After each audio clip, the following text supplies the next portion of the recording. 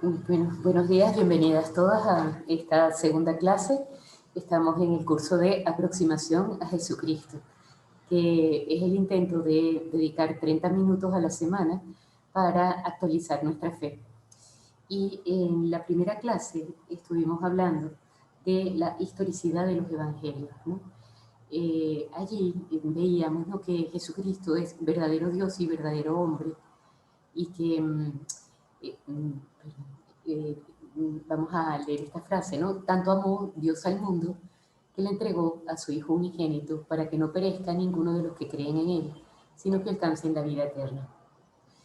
Y pues bueno, esta frase del Evangelio de San Juan explica con toda claridad el sentido de la venida de Dios al mundo, ¿no? ¿Por qué Jesucristo se hace hombre? Y explica, ¿no?, para que no perezca ninguno de los que creen en Él, sino que alcancen la vida eterna. Entonces, concretamente vamos a ver en esta clase estos 4 puntos. Primero, el Hijo de Dios se hizo hombre. Luego, ¿por qué se hizo hombre el Hijo de Dios? ¿Y qué hizo el Hijo de Dios mientras vivió con nosotros, ¿no? Y por último, ¿cómo es hombre y Dios al mismo tiempo? Y leemos nuevamente otra frase del Evangelio de San Juan. El Verbo de Dios se hizo hombre y habitó entre nosotros, ¿verdad? Entonces aquí se recoge pues esa realidad. Un Dios que se encarna, la encarnación, es decir, un Dios que asume la naturaleza humana para poder estar con nosotros. Y ese es el tema de nuestra clase de hoy. Entonces, decíamos antes, ¿no?, que en la primera clase estuvimos viendo el Hijo de Dios se hizo hombre y concretamente la historicidad de los evangelios y de la persona de Jesucristo, ¿no? Veíamos como un hombre de la época de Jesucristo, o sea, hay muchos personajes históricos de la época y no hay ninguno que tenga tanta documentación que confirme la historicidad de su existencia, los lugares concretos en donde estuvo, personas que le conocieron, testimonios de escritores de la época, no solo cristianos, sino, bueno, paganos, también judíos. Es decir, que toda la información que hay alrededor de que realmente existió un hombre hace 2000, no estamos en el siglo XXI, hace esa gran cantidad de años, ¿verdad?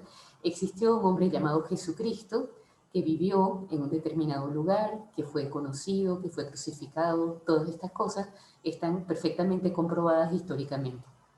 Vimos también los rasgos de su personalidad, es decir, qué aspectos concretos de su modo de ser se reflejan en el Evangelio y cómo se puede extraer de allí esa personalidad de Jesucristo, ¿no?, que era perfecto hombre, ese equilibrio, esa magnanimidad, esa alegría, esa sabiduría, ¿no? Y pues bueno, esos rasgos de su personalidad en lo humano. Y junto con esto, el testimonio que él da de sí mismo, de que él es el Hijo de Dios. Es decir, si nosotros tenemos una persona que dice de sí mismo que él es Dios, pueden ocurrir dos cosas: o que esa persona está loca o que realmente tiene razón. Y si a su testimonio pues concurren o coinciden, pues bueno,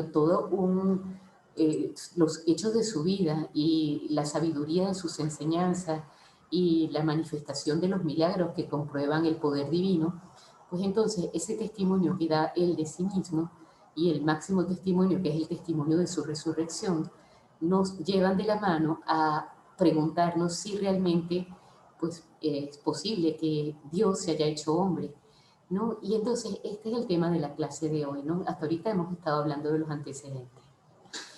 ¿Por qué se hizo hombre el Hijo de Dios, ¿no? Y leemos en el credo que por nosotros los hombres y por nuestra salvación bajó del cielo y se hizo hombre. Por nosotros los hombres y por nuestra salvación bajó del cielo. ¿Cuál es el motivo por el que Dios asume esa realidad de la humanidad? La razón es para salvarnos y el modo concreto es haciéndose hombre. Entonces, esto el que nosotros hemos oído ya tantas veces. Pienso que la mayoría de las personas que oigan esta clase probablemente son ya católicas o cristianas. Conocemos pues esta realidad de un Dios que se hace hombre, la creemos, ¿no? Pero la idea es tratar de profundizar en esa realidad. Es decir, por nosotros los hombres y por nuestra salvación. Entonces, me viene como una idea, un ejemplo tonto a la imaginación, que es pensar que si a nosotros nos plantearan hacernos hormiga, ¿no? Es decir, mira, tú quisieras hacerte una hormiga porque resulta que las pobres hormigas están un poco complicadas, ¿no? No saben vivir bien, y la sociedad de las hormigas tal. ¿No te importaría hacerte hormiga para ir a poner un poco de orden allí, para poder ayudarlos a organizarse y poder salir adelante? Pues bueno, realmente yo creo que no lo haríamos, ¿no? Es aún mayor, lógicamente muchísimo mayor, la realidad de que Dios, que es inmenso, que es el que es, en toda bondad, toda sabiduría, todo amor, no desprecia la posibilidad de encarnarse para ayudarnos, ¿no? Para salvarnos. ¿Qué salvar? Imaginémonos nosotros que, pues bueno, no sé, nos raptan, ¿no? Un secuestro express. Y en el momento en que están queriendo llevarnos, pues resulta que viene una persona, un hermano nuestro, o alguien y dice, no te la lleves a ella o a él, llévame a mí. Pues nosotros le estaríamos infinitamente agradecidos, aunque sufriendo mucho por el dolor de esa otra persona. Imagínense ustedes además que, bueno, este ejemplo es terrible, pero lo matan. Dio su vida por la mía, ¿no? Para que yo pudiera vivir. Salvando las distancias del ejemplo, Dios se hace hombre para salvarme, ¿no? Para rescatarme de una vida que me llevaba, que no tenía, o sea, llevaba a la muerte. Es decir, desde el pecado original todos los hombres han de morir y lo que iba a pasar si no hubiera habido la redención es que después de esta vida, pues lo que el destino eterno era un destino desgraciado, de no salvación, de no podríamos gozar de Dios. Y resulta que el Señor nos reconcilia con Él y nos abre las puertas del cielo. Es decir, si morimos en gracia de Dios, en amistad con Dios, pues podemos salvarnos. Es decir, Dios se hace hombre para salvarnos y reconciliarnos con Él. Pero no es solo eso, ¿no? Sino que también se hace hombre para que conociéramos el amor que nos tiene. Hay un libro, que es una entrevista que hicieron a Juan Pablo II hace muchísimos años, donde el periodista le envió al Papa pues una serie de preguntas que se hacen los hombres contemporáneos, ¿no?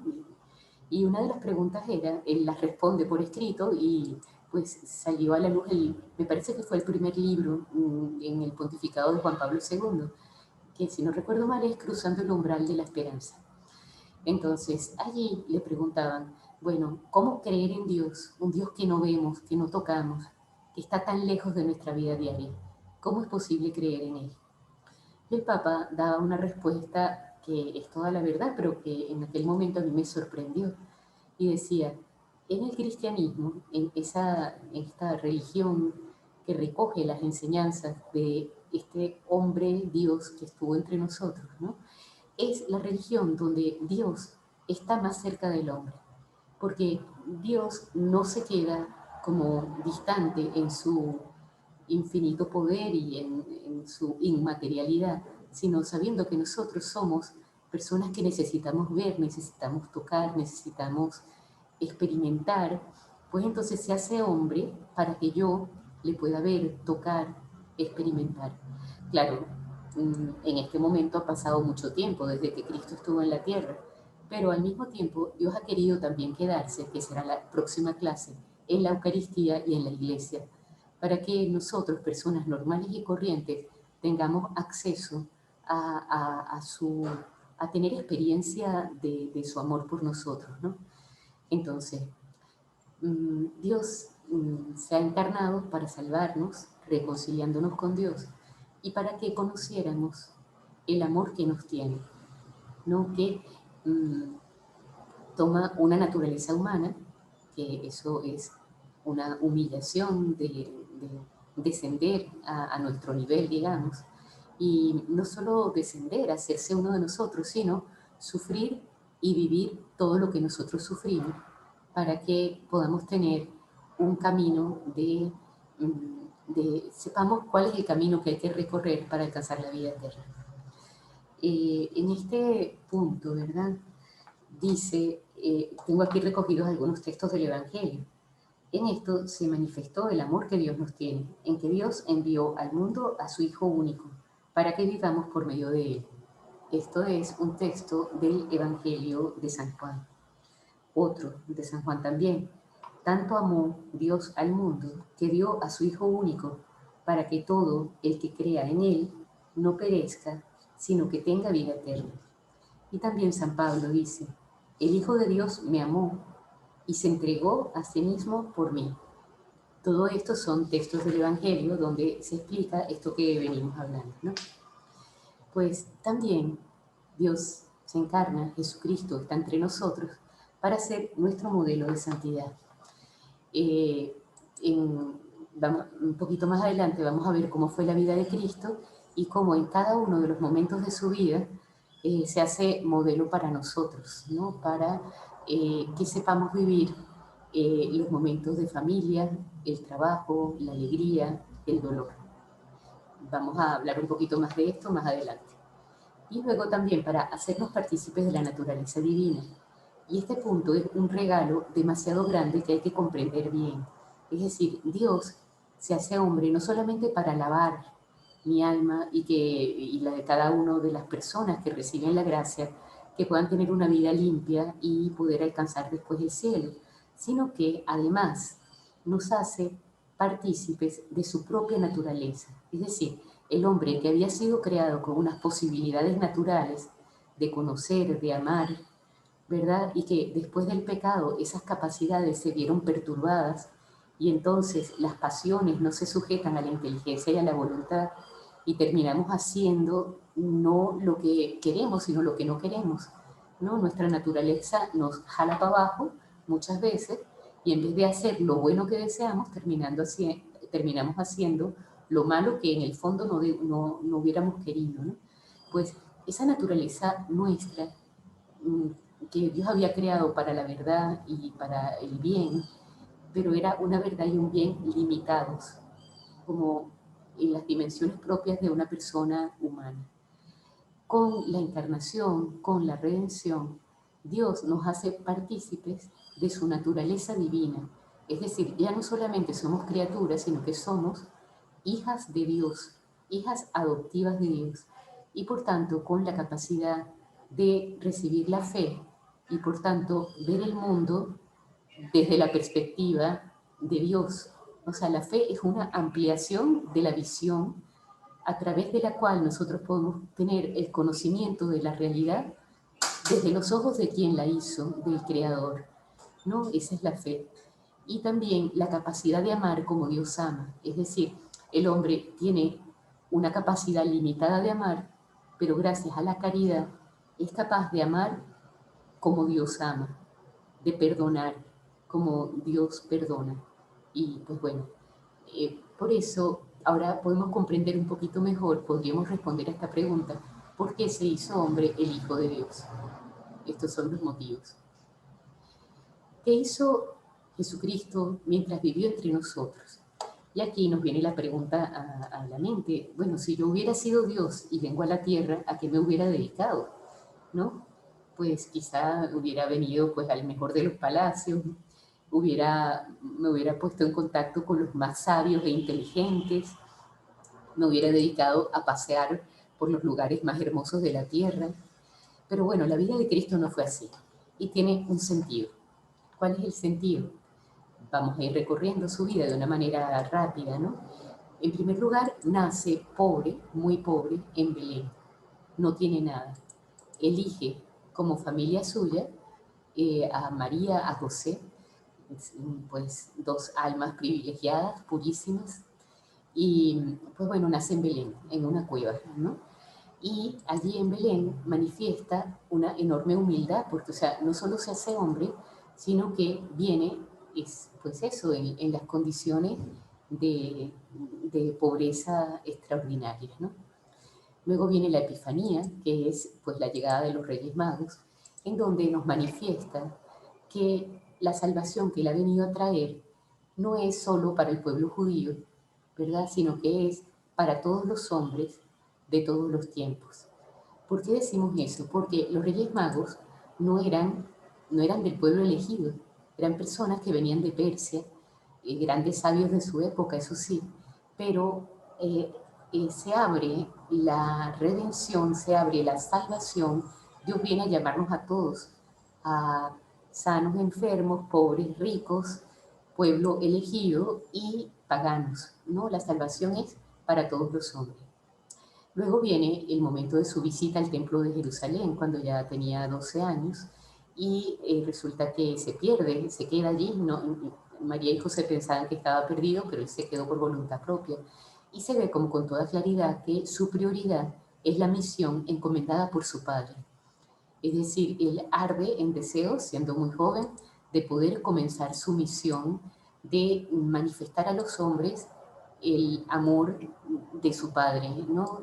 Cómo Dios nos ama y lo que desea es que todos los hombres, pues eso, conozcan la verdad y puedan salvarse.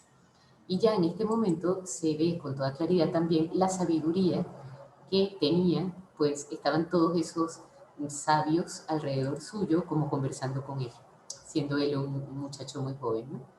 Luego viene la vida de familia y de trabajo en Nazaret, muchos años dedicados, o sea, en el Evangelio no aparece absolutamente nada, hay un gran silencio entre la visita del niño perdido y hallado en el templo y ya el comienzo de la vida pública. Y el que no aparezca nada escrito allí no significa que esto no tenga un valor extraordinario. Es decir, que un Dios que solo permanece 33 años en la tierra, dedica 3 años a la enseñanza pública y todo el resto del tiempo está de bajo perfil, ¿no? Con una vida normal, uno más de su pueblo, ¿no? Pues bueno, iba pues, a las... trabajaba durante el día, aprendía, habrá ido a la escuela, pues compartía con su propia familia, con sus amigos, una vida absolutamente normal. Y todo esto tiene un sentido muy profundo para la vida nuestra, que es absolutamente normal. Es decir, ese camino ordinario, esas relaciones humanas de trabajo, de amistad, de familia, ese trabajo oculto parece tan normal, tan sencillo, todo eso tiene un valor divino, es santificable. Seguimos con el ministerio público, ¿no? Entonces, pues el Señor ya comienza su ministerio público, está las bodas de Caná y luego el bautismo de Jesús en el Jordán por San Juan Bautista. Perdón. Y en ese momento, después de 40 días de penitencia, perdón, comienza su ministerio público. Es decir, manifiesta a los hombres de su tiempo su doctrina, que es una doctrina de una, o sea, las personas que estudian, pues eso, la revelación, la enseñanza de Jesucristo a los hombres, su enseñanza manifiesta un nivel moral y una sabiduría y una hondura que no se había visto nunca en la historia de la humanidad y que no ha sido superada hasta el momento, ¿no?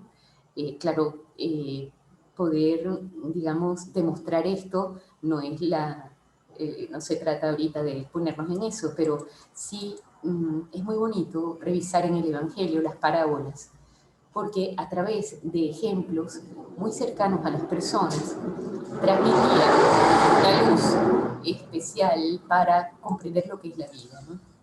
Están también los milagros, es decir, el Señor no solamente era un maestro, un rabí con mucha sabiduría, sino que manifestaba su poder, su divinidad a través de los milagros, que hay muchísimos en el Evangelio.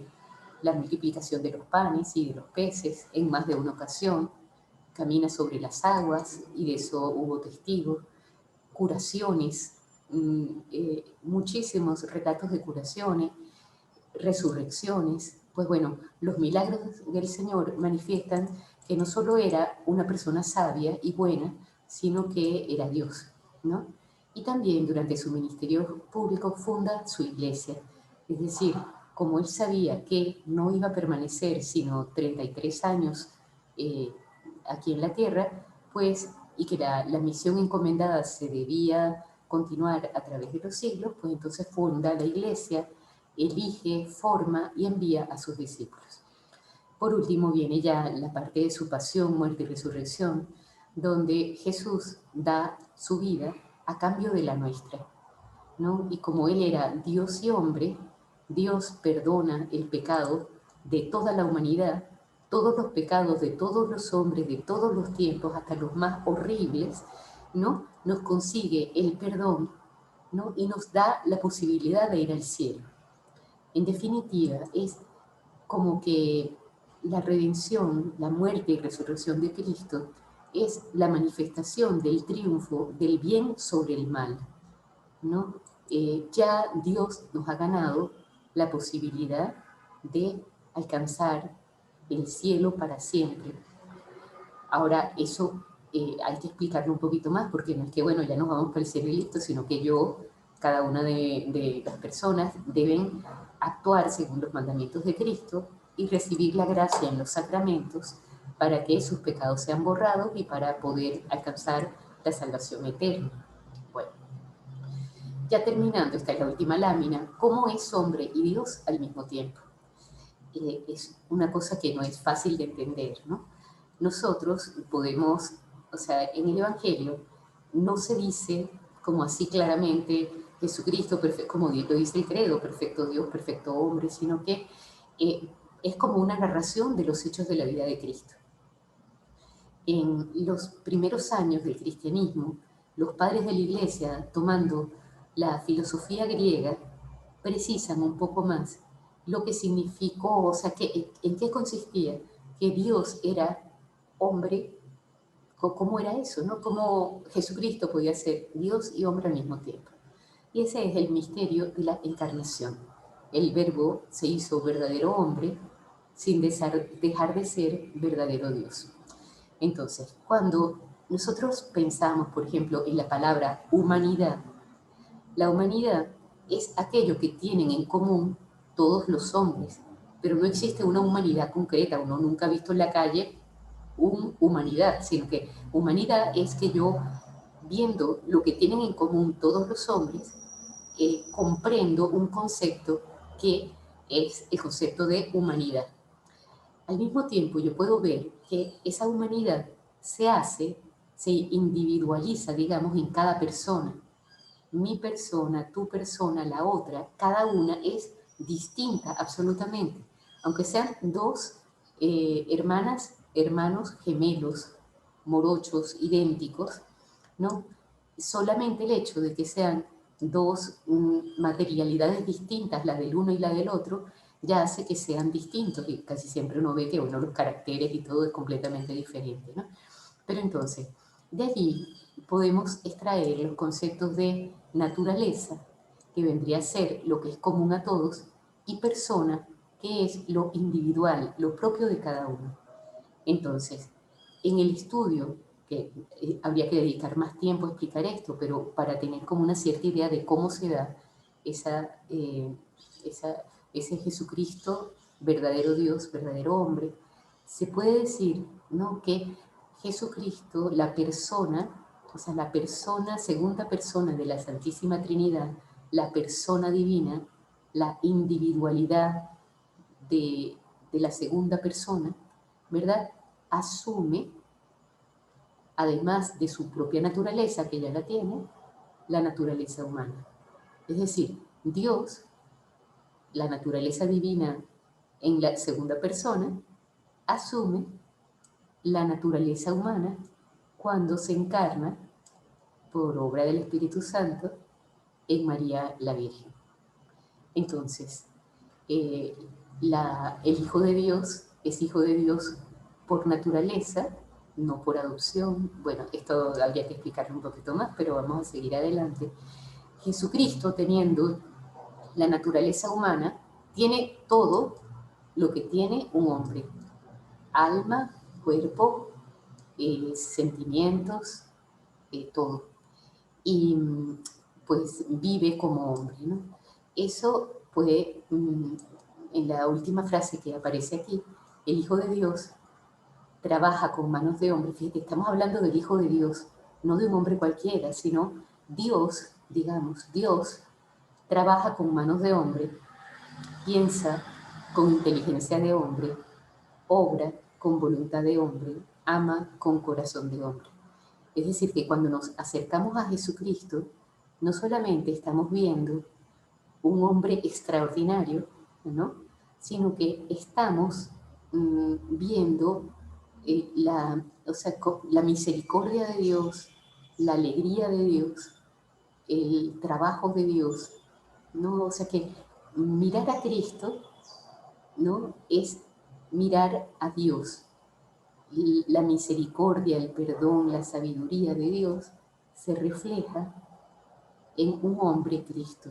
Es decir, aquello que el hombre no podía imaginar, la posibilidad de ver a Dios, los judíos, por ejemplo, tenían tanto temor de Dios, no le veían como realmente es, como esa inmensidad de Dios, ese poder, esa sabiduría, que no nombraban a Dios. O sea, el nombre de Dios era tan sagrado que solamente se nombraba una vez al año en el sumo sacerdote, en el Sancta Sanctorum. Era una vez al año que se mencionaba ese nombre de Dios, Yahvé. Y aquí Dios ha querido, a través de su encarnación, que podamos no solo mirar a Jesús, hombre, sino mirarle a Él, a Dios mismo, conocerle en Cristo, hombre. Pues con estas estamos, pues, es un acercamiento, como decíamos, ¿no?, a la figura de Jesucristo. En la primera clase hablábamos de ese punto de camino, ¿no?, que es una anécdota de la biografía, de la vida de San José María, que dice que él le gustaba mucho entregar biografías de Jesucristo a las personas para que leyeran la vida de Cristo y así pudieran acercarse a Dios. Y que a uno le había puesto en la primera página una dedicatoria que decía: que busques a Cristo, que encuentres a Cristo, que ames a Cristo, ¿no? Y después colocaba en ese punto de camino: has intentado al menos dar el primer paso. Pues estas clases, este ratico de conversación, tiene esa intención de fondo, ¿no? Es decir, que estas consideraciones nos ayuden no a saber más, sino a encontrarnos con una persona que realmente vive hoy, que es Jesucristo, que está en todos los sagrarios. De eso hablaremos en la próxima clase, ¿no? El 16 de febrero, a esta misma hora, a las 6:30 de la tarde, veremos, pues esto, Cristo presente en la Iglesia y en la Eucaristía. Y bueno, pues nada, ya con esto terminamos. Muchas gracias por su atención y hasta la próxima clase.